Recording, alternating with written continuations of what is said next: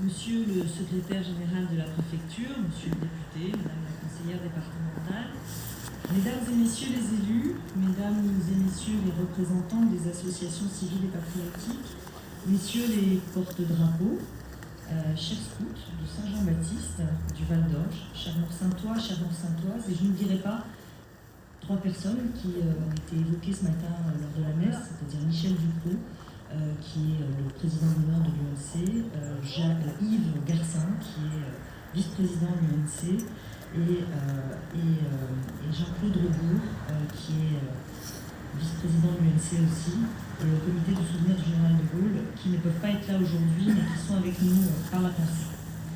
Nous sommes rassemblés aujourd'hui devant notre monument aux morts pour célébrer le 104e anniversaire de l'armistice de la Grande Guerre. Le 11 novembre 1918 symbolise la fin de cette guerre terrible qui dura 4 longues années, et le dernier poème que j'avais lu, je pense, est assez révélateur de ces combats et de la manière dont les combattants affrontent la perspective de partir au combat.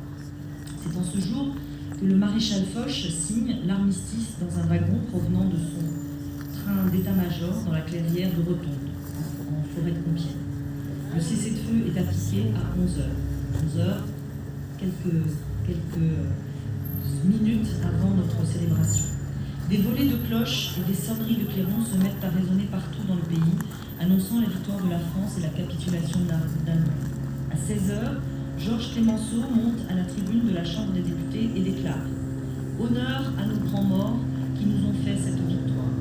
Par eux, nous pouvons dire qu'avant tout armistice, la France a été libérée par la puissance des armes. » La fin de la guerre est annoncée, mais le bilan est très lourd. Les noms que nous avons lus tout à l'heure pour Morsan montrent l'importance de ce bilan, de cette guerre dans chacune des communes. Cette guerre, qui devait être courte, a duré 4 ans et a endeuillé des milliers de familles. Nos soldats ont connu le froid, les tranchées, l'horreur des batailles, les sangs des hommes marqués à tout jamais, comme en témoignent les lettres de Poilu que nous ont lues les jeunes scouts présents aujourd'hui, nombreux, et je les en remercie, pour témoigner que nous, Français du XXIe siècle, nous n'oublierons jamais les sacrifices consentis par nos pères, par nos grands-pères, par tous ces inconnus qui ont fait qu'aujourd'hui nous sommes en paix.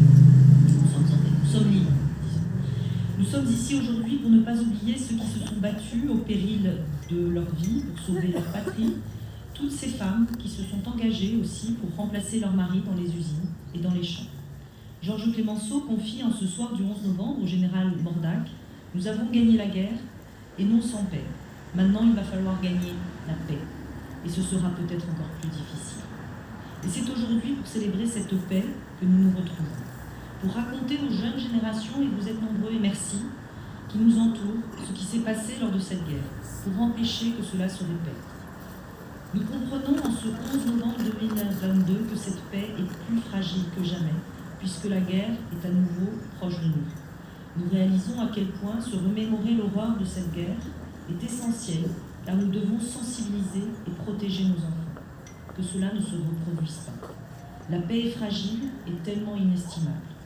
La lecture des lettres de Poilu que nous venons d'écouter nous rappelle que ces soldats tombés pour la France étaient des pères, des enfants, des maris qui ont connu l'enfer. Cette cérémonie du 11 novembre doit nous réunir chaque année afin de conserver le souvenir de cette triste période. Nous devons nous retrouver pour promouvoir la paix et pour célébrer la paix. Gardons en mémoire ces hommes, cette tragique guerre, ces familles meurtries. Gardons en mémoire ces combattants français et étrangers qui se sont mobilisés pour la paix.